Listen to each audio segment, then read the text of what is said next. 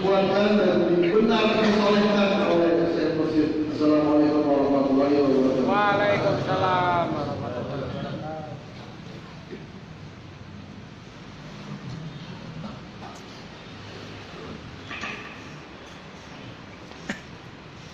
Assalamualaikum warahmatullahi wabarakatuh. Bismillahirrahmanirrahim. Alhamdulillahirabbil alamin wa aqibatul lil muttaqin wa la udwana illa 'alal zalimin. Wassalatu wassalamu ala asyrafil mursalin wa qamarin nabiyyin sayyidina Muhammadin sallallahu alaihi wasallam. Billahi anta maksud dari doa mahdhub bi adini mahabbatan wa saudara syaikhna Muhammad Muslim bin zaman Syekh Muhammad Abdul Qasim bin Mas'ud Allah subhanahu wa ta'ala. Al-Fatihah. Alhamdulillah alhamdulillahirabbil alamin arrahmanir rahim maliki yaumiddin. Iyyaka na'budu wa iyyaka nasta'in ihdinas siratal mustaqim siratal ladzina an'amta 'alaihim ghairil maghdubi 'alaihim waladdallin. Alhamdulillah wa syukurillah, kita panjatkan puji syukur kehadirat Allah Subhanahu wa taala yang maha izin yang maha rahimnya kita bisa berkumpul lagi. Semoga niat hajat baik kita dikabulkan Allah, dimudahkan urusan dunia akhirat, diangkat penyakit dari batin, dijauhkan musibah, kita keluarga kita disolehkan oleh Allah, bahagia dari hati dunia akhirat. Terima kasih Bapak Kiai Rizki Allah yang telah menyampaikan ilmu Allah lebih khusus kitab yang mulia yang dimuliakan. Semoga isi kitab ini membawa kita bertambah iman, tambah paham, tambah mulia akhlak. Amin.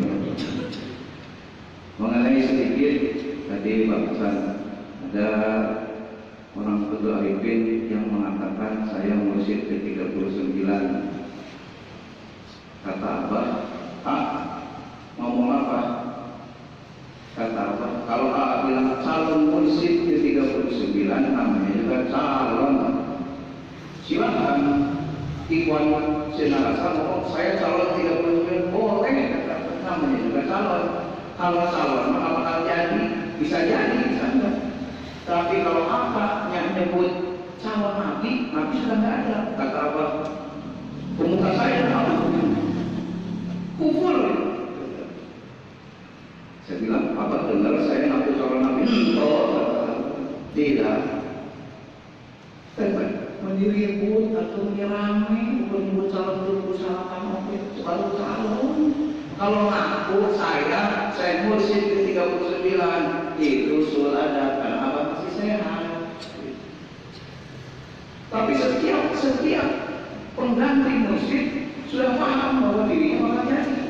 Nggak tahu apa kalau 68 begitu ketemu apa nggak tahu bahwa dirinya bakal, cuma tidak boleh ucapkan. Wali itu tahu dirinya wali. Yang diharamkan itu ngomong saya wali Allah. Dulu saya dikunjungi Mubarak, datang kepada saya, Kiai, pingin gak punya nasib kayak Akeh? Akhirnya kakinya pincang kemudian meninggal dunia.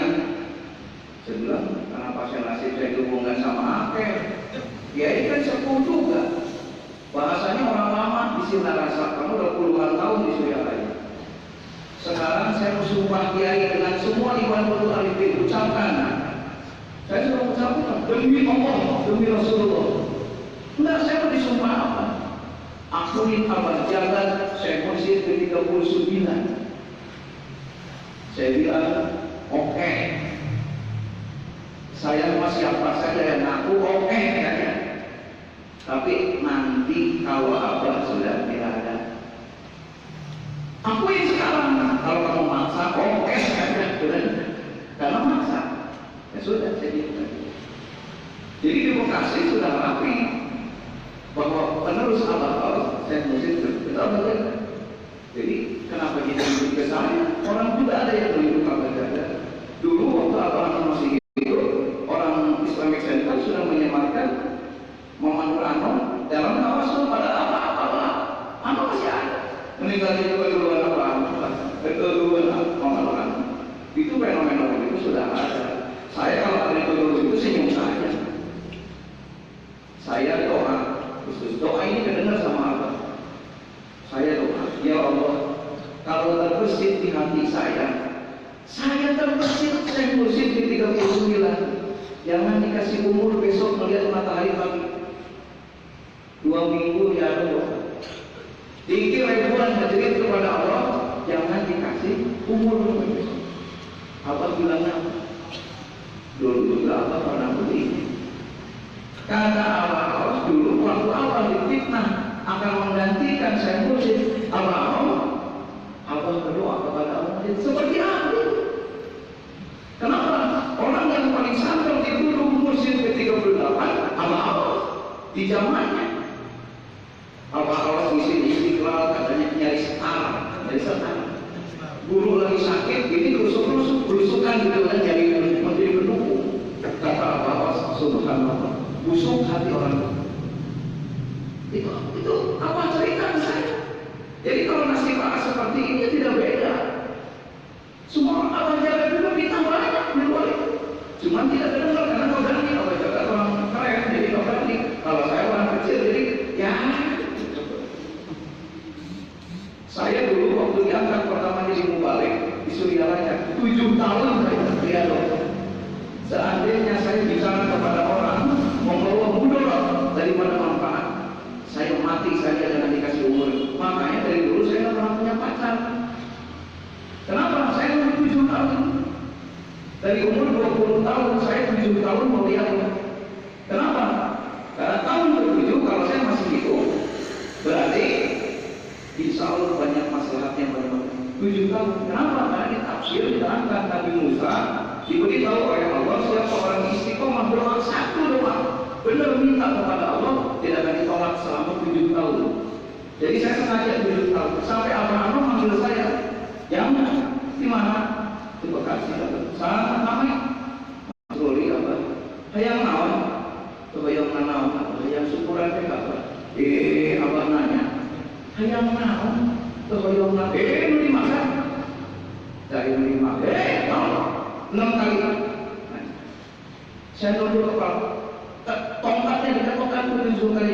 Hayang naon? Tetap. Saya bilang doa. Allah apa doa panjang sampai saya jatuh. Jadi dari berdiri jatuh belum gitu. Karena lutut saya bergemetar. Tidak minta lain. Saya berbisik dalam hati saya, ya Allah jangan kasih umur saya berdiri orang berdoa. Saya dulu tidak pernah ngomong, tanya mama saya, tanya kakak saya ketemu orang yang muda, saking pemalu. Tidak pernah ngomong, umur jangan ngomong.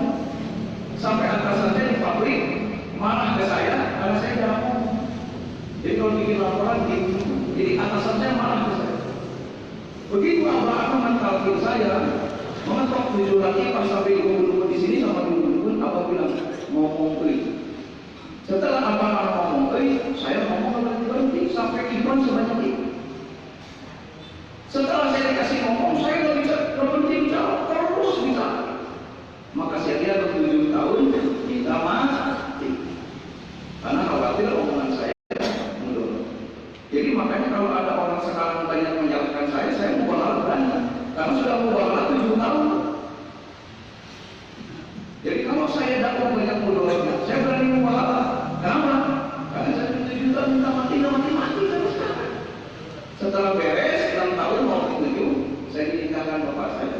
Jadi pacaran 2 minggu, 3 minggu langsung nikah. Jadi nggak ngerasain saya. Karena orang naik motor minggu nggak tahu. Nggak ngerti hiburan saya itu kurang piknik benar. Sudah saya sekarang begini, itulah. Nah, Abah Suwandi pembimbing saya mengatakan, ya kalau pesantren mah udah bebel gitu. Dan saya nggak pernah pesantren nggak ngaji, kayak orang nggak tahu. Abah ajarkan ilmu yang diajarkan orang-orang dulu. Namanya ilmu Rokito. Di antara 3.000 yang dibimbing oleh Abah Suwandi yang dulu saya satu. Di ilmu hikmah di pesantren Rohul Hikmah 525 santri yang mengajarkan ilmu khodam yang dulu saya satu. Kurang pondok aja nggak lulus. Kata orang hikmah, Mas Rudi itu punya prah leluhurnya ada yang jadi wali. Jadi wali Allah leluhurnya bukan saya, leluhur saya. Jadi kalau Kiai Rusdi tadi mengatakan saya memanggil al-Judi, saya bukan manggil. Kalau sedang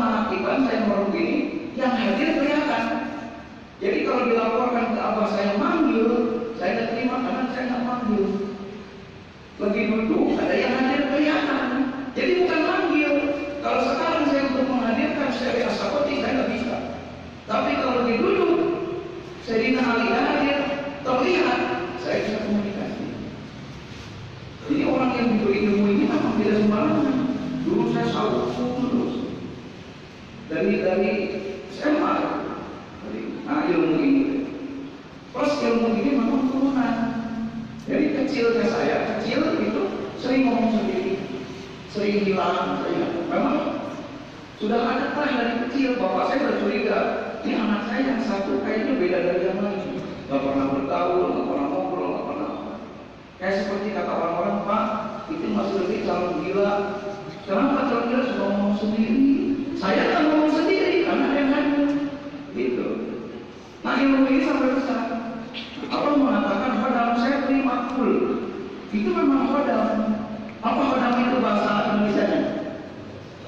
Pelayan. Hodam itu ada malaikat, ada jin. Hodam itu ada malaikat, ada jin. Itu kalau orang mengamalkan ilmu apa saja termasuk la ilaha illallah, kalau terbersih urusan dunia yang hadirnya iblis, bukan manusia. Misalkan pikir dipakai buat aku dagang, lalu pakai untuk yang perempuan yang cinta ke kita, itu ya hodamnya yang hadirnya bukan pada la ilaha illallah, tapi yang benci la ilaha illallah. Tapi kalau dikir la ilaha illallah ikhlas karena Allah, hodamnya malaikat. Nah, malaikat yang jadi hodam amalan kita itu bisa terlihat dalam wujud siapa saja. Nah, inilah makanya waktu Yesus membaca Kisah Nabil, Anjili terlihat oleh saya. Itu hodam. Nih, hodam itu begini. Setiap manusia lahir di dunia, Allah menciptakan 10 malaikat, 1 jin, 1 iblis. Dan ada satu lagi yang menyatu dengan diri kita, namanya korin. Korin itu alat interaksi manusia dengan alam goib. Alam malaikat, alam apa namanya korin. Nah, kalau orang sudah meninggal dunia, korinnya itu mukanya sama dengan majikannya. Korin itu bisa menyatu dengan jin, bisa menyatu dengan iblis, bisa menyatu dengan malaikat. Kalau Sunan Kalijaga meninggal dunia, Sunan Kalijaganya bersama Allah. Tapi korinnya di dunia. Karena korinnya korin Sunan Kalijaga, maka korinnya juga saktinya, gagahnya, wajahnya, marifatnya sama dengan majikannya. Habib Purban punya korin. Korinnya seperti Habib Purban. Kalau Habib Purban itu betul ibadah, korinnya juga mendukung ibadah. Kalau Habib Purban hafal kitab Ihsan Kamil, hodamnya juga hafal kitab Ihsan Kamil. Begitu. Makanya waktu Mas Firdaus ngomong, apa? Saya bicara sama waktu ahli Al-Fatihah Sunan Kalijaga, bercakap-cakap. Itu siapa? Kata awal itu Kanjeng Sunan Kalijaga. Hodamnya bukan apa? Bukan karomahnya. Makanya tulisan A abadikan di kitab tabut. Makanya di tabut diabadikan hasil ziarah Kiai Ali ada di situ. Beli kitabnya kalau nggak percaya ada di situ. Kemudian waktu saya di masjid itu di Cirebon, ada yang datang di belakang Kanjeng Sunan saya itu. Apa nanya? Ada yang hadir? Ada apa? Siapa?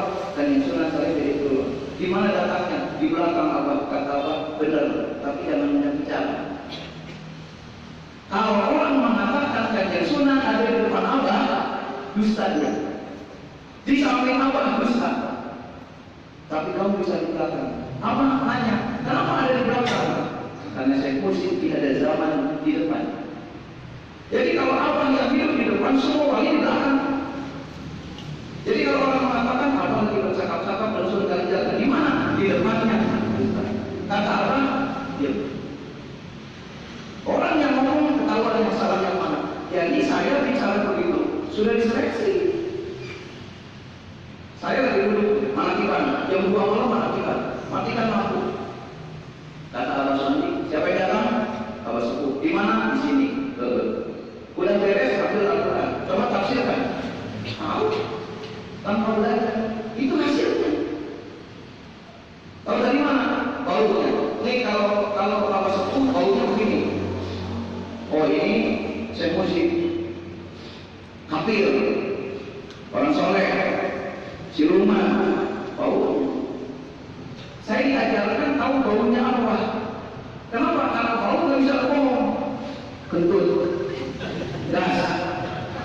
suami itu udah dilatih 5 tahun dilatih, tidak sembarangan. Saya makanya kenapa berani bicara di forum umum, karena sudah terlatih. Makanya begitu saya ada yang menyalahkan, silakan, alhamdulillah. Tapi saya nggak boleh berubah pendirian, karena sudah dibuktikan. Begitu Bapak maksudnya. Jadi kalau aku bilang padam, emang padam. Bisa aslinya, bisa padam. Tapi padamnya kalau dia Allah sama dengan majikannya. Jadi kalau padamnya al-jin datang, padamnya juga akan kita penjagaannya. Begitu kan maksudnya begitu. Kalau sekarang saya al-jin hadir nggak tahu. Saya nggak tahu. Saya nggak paham apa-apa. Saya orang bodoh nggak ngerti apa. Saya setiap mau menaktifkan berusaha untuk pengasapan. Pengasapan apa? Saya orang bodoh, bimbing saya ilmu yang manfaat buat saya dan yang mendengarkan. Setiap saya mau menaktifkan, saya nggak tahu apa. Karena saya bodoh, kalau kira kan sekolah, basicnya jelas, baca kitabnya pintar. Kalau saya dikasih lagi mungkin namanya komunikasi, dan tidak semua orang bisa. Tidak semua orang bisa. Yang belajar hikmah pun belum tentu bisa. Yang belajar korikot pun belum tentu bisa. Sekarang masalah pangkostrat. Pangkostrat itu untuk siapa? Untuk betul arifin. Yang bukan betul arifin yang ikut-ikutan manggil pangkostrat. Makanya apa mengatakan tidak. Tidak untuk siapa?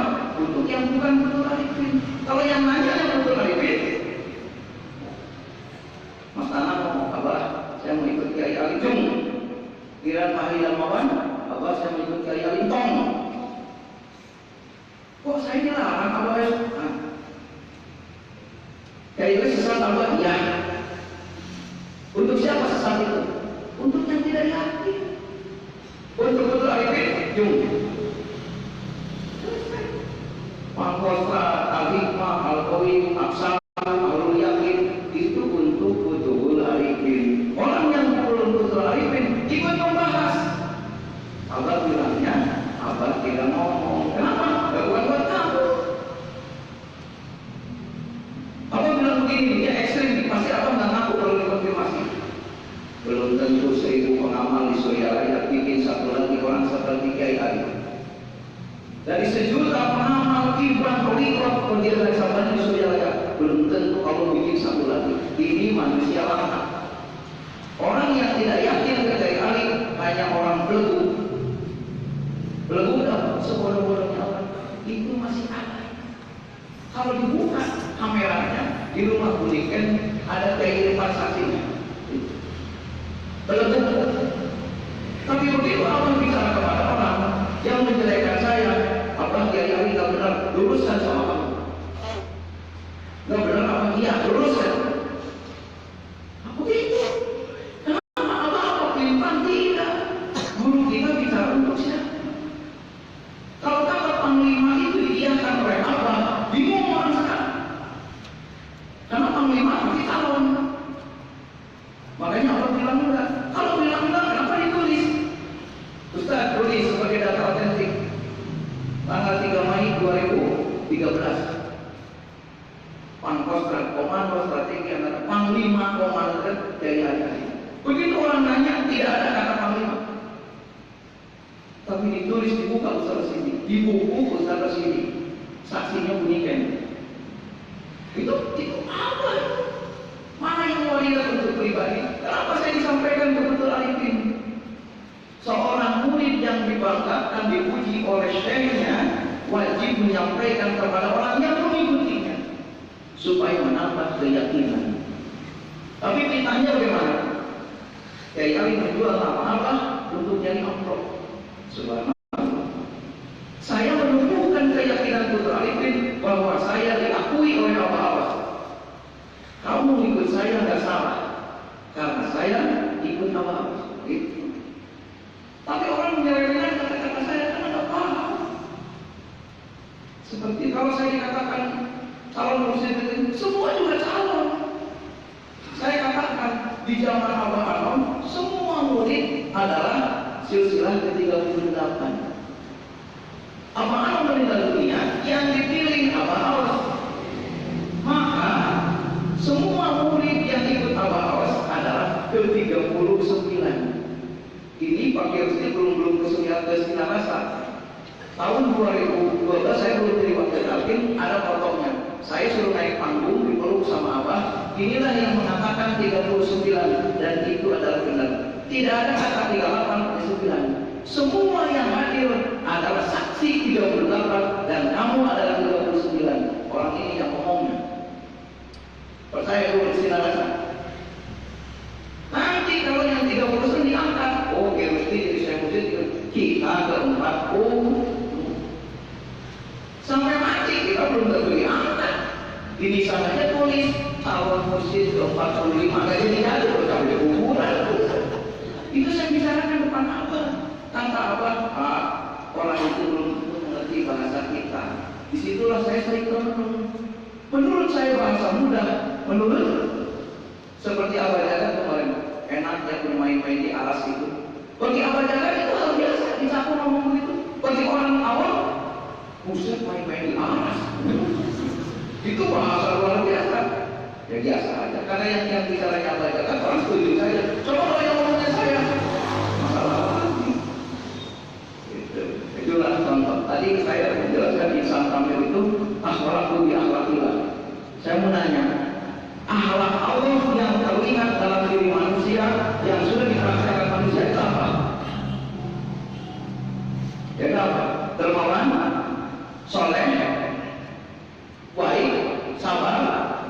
Tapi mana yang mutlak? Saya Al-Qadir di dalam kitab Tafsir Al-Jalalain mengatakan, orang yang benar-benar sudah terlimpahi akhlak Allah adalah orang yang disebut tolol oleh saudaranya, disebut goblok oleh saudaranya di depan umum, di depan manusia, tapi dia bersabar dan tidak sakit hatinya. Dialah mutlak pemilik sifat Allah. Makanya Abah nyolek ke saya. Orang yang sering direndahkan oleh saudara-saudaranya itu nilai. Siapa yang goblok-goblokin wakil talqin?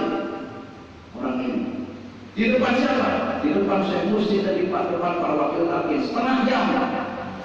Disebut goblok, disebut buta huruf, si bodoh, si kurang ajar, wajib dihalalkan darahnya. Di zaman abang-abang Haji Baban sampai mukul meja, menghina saya. Depan abang-abang, di depan bumi, di depan siapa? Saya diam saja. Sekarang saya makin jujur, saya diam saja.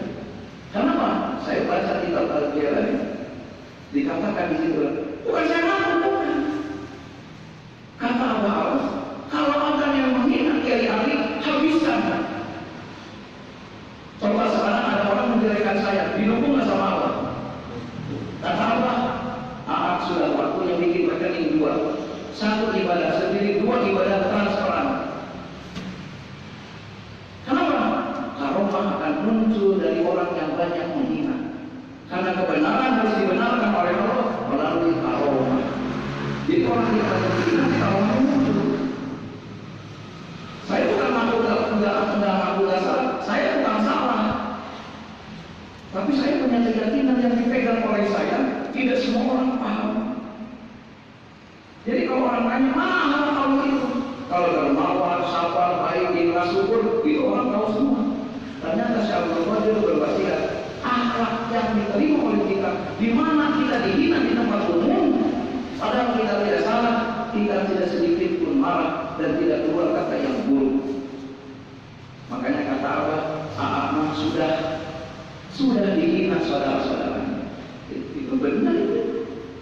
Wakil talqin yang punya, makanya Abah berwasiat, jangan pengen jadi wasit, mendingan jadi pemain. Kalau pemain itu pasti kena offset, yang nangkap offset siapa? Wasit. Tapi orang sekarang senang nyari kesalahan wakil talqin, berarti pengen jadi wasit. Padahal kalau bisa jadi pemain, yang ditangkap offset siapa? Saya. Kalau orang sudah ditangkap offset, sudah jadi pemain. Abah Anum tahun 60 berwasiat ke Haji Dudung. Haji Dudung ngomong wasiat ke cucunya. Bicara kepada siapa? Ke Kiai Sahid Arifin. Kata Sahid Arifin, Kiai limpahkan berkahnya ke saya. Kenapa?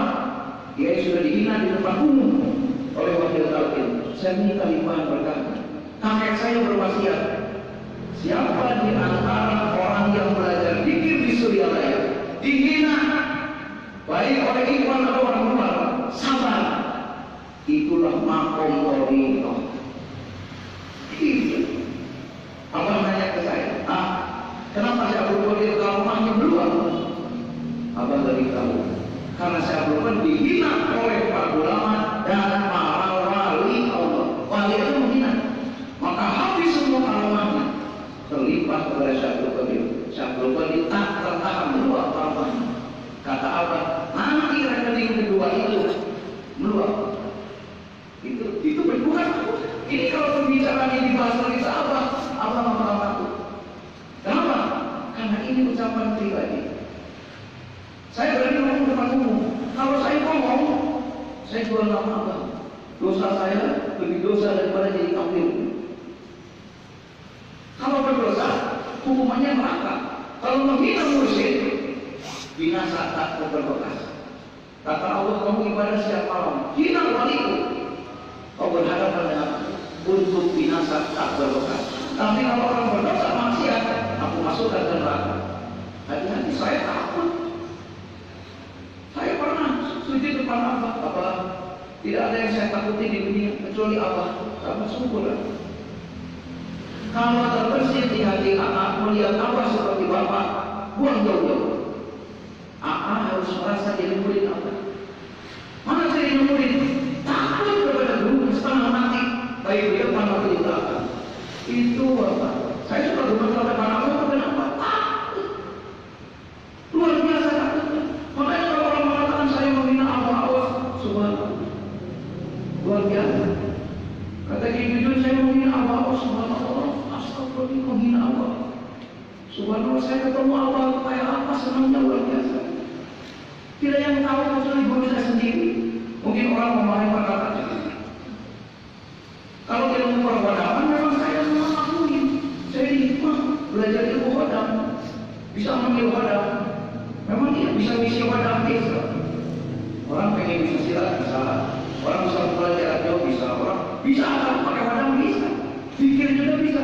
Semua saya tinggalkan. Makanya Ustaz Rasul nanya ke Abah, Kiai Ali itu punya wadam, punya jin, kok punya kelebihan? Kata Abah, Kiai Ali bukan punya jin, tapi dikirnya sudah jadi hikmah. Dikir yang ismudat dalam arti sudah jadi hikmah. Kiai Ali hikmah dari thariqah. Tanya Ustaz Rasul ini. Jadi saya mendengar mengatakan ismudat apa? Kata Sunan Lawu, karomah ismudat adalah bonusnya. Sedangkan tujuan ismudat adalah mengenal Allah. Kita mengenal Allah plus kelebihan dunia. Kalau orang biasa sama apa dibukakan karomahnya, karena takut salah tujuan. Biar ke Allah saja. Kalau saya dikasih plus lebihnya untuk urusan yang lain. Kenapa? Tugasnya beda. Seperti contoh saya, abang sudah senang punya alimah. Saksinya Habib Bidan, ke Irfan sama Haji Ade orang Tasik. Nanti kalau ada orang yang bermasalah, ke Abah saja.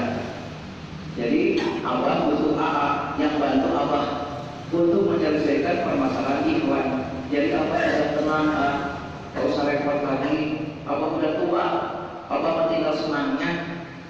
Kalau bisa maka orang ke Abah itu suruh duduk kasih makan enak. Yang disusahin, Abah udah tua. Abah sudah senang, Abah bisa menyelesaikan permasalahan Ikhwan. Atau nuhun Abah, saya nunggu hanya Habib Bidan saksinya. Ditanyakan lagi sama wakil talqin ke Abah benar kata Alhamdulillah, orang marah ke saya, kamu jual nama Abah buat jadi apa? Padahal demi Allah itu ada saksinya tentang itu. Kenapa Allah mengatakan tidak? Karena orang itu dia suka. Jadi memahami itu yang ada satu sudut itu berapa tahun. Makanya Mas Purwon itu 3 bulan menghina saya. Bulan keempat nggak mau ganti muka. Mas Hendra ketemu saya meredek. Kiai nggak pakai dalil itu orangnya ada. Sekarang mengakibat nggak mau ganti muka, salah siapa? Mas Martino disebut orang saya orang sombong, ujungnya malah belajar gini. Ini orang saksi-saksinya ada, gak bikin masalah. Banyak di Purwon sampai mimpi ketemu Abah Haji Munasik, nggak senang sama saya, mimpi ketemu Abah suruh makan sekarang, mana besok tadi kan, bukan kemauan saya semua. Abah itu sembunyi, nggak ada yang kenal sama Abah. Kalau orang ngaku saya kenal sama Abah, sombong, belum ada. Saya ngomong sama Abah, saya nggak peduli Abah salah, nggak peduli Abah benar. Benarnya salahnya apa, mau wali bukan urusan apa dengan Allah. Saya wajib yakin kepada apa benar. Titik. Ini gitu apa teh wali lah. Tuh mesti kangen yang mikirin kayak gitu. Siapa berani ngomong apa lah yang wali? Anu saya, bener kan? Dia bercanda kan? Kita tidak tahu apa itu benar apa salah, urusan apa. Tapi kita wajib meyakini kebenaran. Jadi kalau bahasa saya manggil Al-Jili, manggil kami, manggil kalau manggil mau ada apa? Bisa saya manggil di sini bisa. Coba, mau uji coba nggak? Mau coba, Bapak ngacung, nanti rumahnya saya masukin siluman. Tiap malam mimpi buruk sampai gila, bisa kan? Saya eksperimen ke kakak saya. Kakak saya punya lemari rumah. Saya ngambil siluman di kuburan itu ada arwah setan. Saya bawa, saya simpan di kamar atau di lemari. Begitu kakak sini buka, teriak-teriak, kenapa? Ada setan di dalam, rambutnya jauhin, mukanya nggak ada. Maka saya manggil saya bilang jangan apa-apa, perlu betah. Coba lihat lagi. Saya main-main begitu udah dari kecil, udah bakat. Siluman dibawa pergi, dimainin gitu. Mau saya bikin mimpi buruk malah udah, bukan bohong benar. Itu udah ada gimana Pak? Ya namanya orang udah bakat dari kecil. Indigo kata orang. Saya dari dulu bertahun-tahun bagaimana menghilangkan itu. Gak bisa kata Abbas Wadi, itu sudah takdir Allah. Mendingan manfaatkan saja untuk ibadah. Begitu. Coba aja sekarang saya orang dikir, misalkan Haji Oman dikir, saya masukkan pada dikir. Jin yang sudah dikir lebih tua daripada Haji Oman saya masukin. Coba dikirnya beda. Dikir jadi enteng. Itu benar. Di sini itu hadir perubahan. Kalau saya masukkan ke orang, ada apa? Masuk ke dia. Orang bisa nggak begitu? Ada yang bisa begitu kan? Belum bisa. Saya bakat bukan hasil belajar. Jadi kalau orang meneliti saya, bingung. Makanya waktu di Habib Korban pada namanya kata kiai katanya arwah itu suka jadi angin ribut, suka jadi tsunami, nggak usah digempar. Orang dia mikirin di alam kubur repot menerima siksa masal. Karena berpikirnya pakai logika manusia. Saya yang memahami ilmu ruh sedikit saja, bahwa ruh itu bukan satu tapi jutaan. Mana yang ke air, mana yang ke matahari, mana yang ke Allah, mana yang ke malaikat, ruh itu. Dan pikiran sudah nggak ada kalau ruh sudah lepas ke alam barzah tidak. Itu harus ilmu yang alami, itu dipahami kalau bakal bisa. Hanya orang-orang tertentu yang otaknya kamu sudah pernah seperti saya. Begitu Bapak. Jadi kalau saya banyak fitnah ya pantas. Seperti itu. Siapa yang bisa ngobrol dengan Allah? Syekh Mursyid. Siapa yang bisa ngobrol dengan malaikat? Syekh Mursyid. Maka setiap murid yang diberikan ilham oleh Allah, maka ilham itu dari Syekh Mursyid. Siapa yang ngomong dengan Allah? Allah awas. Kalau Allah awas mengilhamkan ke saya, berarti saya sama bisa ngomong dengan Allah. Cuman kalau saya melalui Syekh Mursyid, kalau Allah langsung. Apa yang buat saya bukan? Semua dapat. Kenapa? Karena kita semuanya bersama Syekh Mursyid. Sekarang yang hadir di sini siapa ini? Ini Mas Martino, ini Haji Oman, ini Haji Amin, ini siapa? Ini casingnya, rohnya, apa?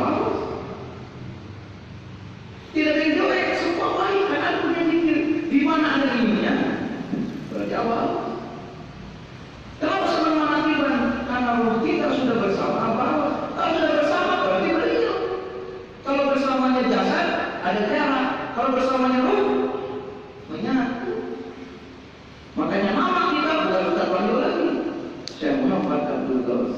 Makanya begitu Allah memanggil Syekh Muhammad Kudus, semua terpanggil. Mana dirinya terpanggil? Hidup hatinya.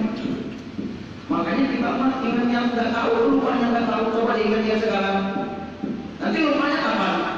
Nggak tahu, sudah lupa ingat lagi. Karena memang itu bukan punya kita, punya dia. Yang pikir itu Allah, kita hanya cahayanya. Karena kita wilayah mereka, wilayah beliau. Itu pemahaman itu. Ya, jadi diterangkan. Jadi beliau menyampaikan sifat ahadiyah, nanti ada sifat ahadiyah, ada wahidiyah. Itu 7 martabat itu yang menerangkan derajat manusia. Nanti ada sidratul muntaha, nanti ada al-kursi, nanti ada malaikat, ada ruh. Di kitab bisa kami itu semua ada. Penjelasannya ada. Yang Bapak membaca risalah kami itu. Tapi apa sepuh menjadikan kitab bisa kami hanya 9 lembar. Subhanallah. Penjelasan al-kursi di kitab bisa kami bisa 3 lembar dengan bahasa yang rumit. Apa sepuh cuma 1 garis. Al-kursi 1 garis. Tidak ada penjelasannya. Begitu kitab itu dikasihkan ke saya di Abbas Wali, jangan tidur. Saya tidak tidur. Mandi, iya. Duduk. Begitu saya di kamar dulu, ada Abbas Sepuh datang. Ada yang hadir? Ada. Siapa? Abbas Sepuh. Tafsirkan al-kursi. Begitu saya bicara al-kursi gini semua. Di mana tempatnya, di mana bawahnya, gini semua. Sampai orang bisa punya karomah karena al-kursi. Bisa berdiri di atas air karena al-kursi, bisa terbang ke langit karena al-kursi. Kalau orang menguasai itu al-kursi, subhanallah, jadi ahli karomah. Hanya 1 baik. Tapi kalau kita tidak dikasihkan belum tentu paham. Kayak orang gereng, kita jadi gereng, semua gereng. Ini kita apa? Tidak sembarangan. Huruf la, kalau terwujud bawahnya, tidak mengerti. Siapa yang menjelaskan? Awas. Lah tidak ada apa-apa. Kenapa tidak ada apa-apa? Karena ada wujud Allah. Apa arti wujud? Paham. Makanya kata Allah, terangkan di uang mas saya terangkan tentang lain-lain dulu. Kata Allah, ini ilmu bukan dari baca, tapi dari memejamkan mata. Itu ilmunya beda. Jadi kalau Allah menjelaskan tentang saya, tidak dijelaskan saja, banyak dijelekin saya. Ini penggemar semuanya ini. Tanya Haji Udin, hadir enggak? Hadir enggak? Di Bandung saya dijegal di mana-mana. Bukan makin mundur, makin banyak penggemarnya. Makin dihina, makin merajalela. Itulah contoh. Bukan saya mengaku. Saya bilang saya orang bodoh. Saya bicara karena melihat yang hadir, yang ada. Ini contoh nih, ini contoh real nih. Bukan pamer orang, contoh real saja. Saya tidak mau lihat aib orang. Saya ingin melihat yang senang hati saya. Yang hadir di sini ada orang yang waktu pikir ingin tahu haus. Saking nikmatnya menangis dia karena tersentuh oleh hadirnya Allah. Jadi seperti melihat Allah. Hari ini beliau sangat cinta kepada Allah. Siapa orangnya? Ada yang tahu? Ada yang tahu ya? Tapi saya tahu orangnya. Kalau saya tunjuk pasti dia menangis. Apa yang ditunjukin untuk testimoni tentang mereka mata ini? Perlu? Sudah jadi. Tapi orang yang umpat tidak kelihatan sama saya.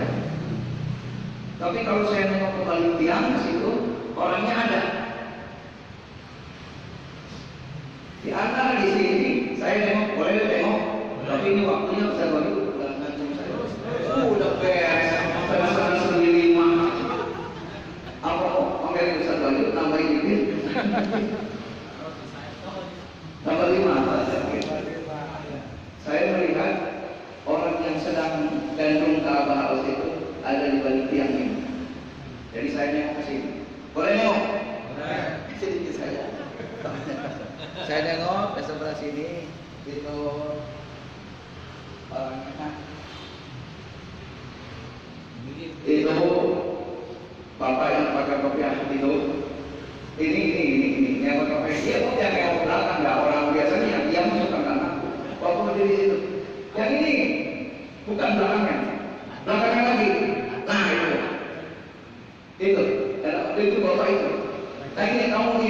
Ini Pakai hitam. ini juga yang putih yang pakai kok. Nah itu kamu tak berdiri. Berdiri itu yang itu berdiri. Nah itu berdiri. Nah itu kamu berdiri. Nah itu. Cinta enggak haus. Cinta. Benar. Pernah waktu zikir seperti ada. Tidak melihat gembrong awal itu tidak, tapi merasakan. Ada ya. Ada nggak hal waktu ditanya saya hari ini? Terlalu tidak? Terlalu. Kalau dihadirkan oleh saya siapa abah, nangis tidak? Paham tidak? Sekarang kita testimoni untuk semua bapak dulu saja. Biarpun bapak sekarang tidak nyata, tapi suatu saat bakal menemukan pikir yang seperti itu. Sekarang saya kemarin abah mengajarkan ke saya, pikir nikmat akhirat itu jangan diajarkan dan jangan dipraktekkan lagi. Kita sedang simak. Jadi abah itu abah. Setelah abah ngomong itu, tak lama beliau hadir di saya. Abah mengajarkan cara pikir kepada saya. Kata abah tidak kurangi nikmatnya. Biarpun ini tertib. Ajarkan. Ya. Makanya setelah itu saya diajarkan zikir yang diajarkan abah. Mulai mengucaplah itu tidak tekuk di langit-langit. Jadi mengucap bukan maaf tapi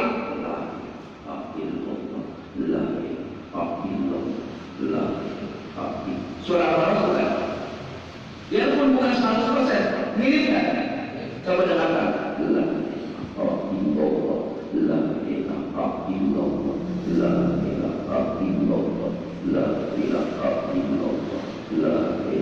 Mirip ya? Suara dalamnya. Ini suara tenaga dalamnya awal. Kalau bentak orang bisa.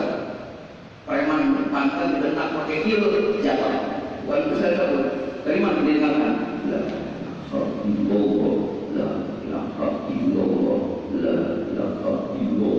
Tidak keluar, tapi ke dalam. Illallah la ilaha illallah la ilaha illallah la ilaha illallah la ilaha. Siapa yang mengajarkan? Apa saya diajarkan langsung terlebih? Tidak. Karena saya memahami ilmu perpadaman, saya cukup dari jauh bisa belajar sahabat. Zikir itu belajar keabahan. Zikir bukan bukan, tapi begini.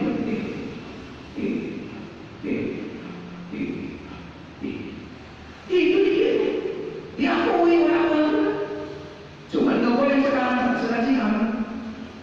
Nah, kata Allah banyak-banyak menghirup nafas. La ilaha illallah, la ilaha illallah, la ilaha illallah, la ilaha. Dikir akan tersentuh. Begitu. Mau praktekan dikir-dikirnya nikmat. Nah, dikirnya pakai lidah, mengucapnya pakai satu nafas satu lagi ayo. Ini perlu. Nanti kita jelaskan kan ini waktu 95 menit. Seperti itu. Terima kasih. Dikir yang barang-barang dikir. Dikir gaya Allah. Biarpun itu cuma 20% aja. Alhamdulillah ketemu nikmatnya. Satu nafas, satu lagi mulai mengucaplah lidahnya takut dari langit. Suaranya jangan keluar tapi ke dalam. Ikuti barang-barang. La ilaha illallah, la ilaha illallah, la ilaha illallah, la ilaha illallah, la ilaha illallah, la ilaha illallah, la ilaha illallah, la ilaha illallah, la ilaha illallah, la ilaha illallah, la ilaha illallah, la ilaha illallah, la ilaha illallah, la ilaha illallah, la ilaha illallah, la ilaha illallah, la ilaha illallah, la ilaha illallah, la ilaha illallah. Nikmat ya? Sekarang saya kasih siulnya. Percaya tidak? Mau yakin tidak? Nah, ucapkan begini. Barang-barang. Bismillahirrahmanirrahim. Saya pasrah ke orang ini untuk dibawa mengajar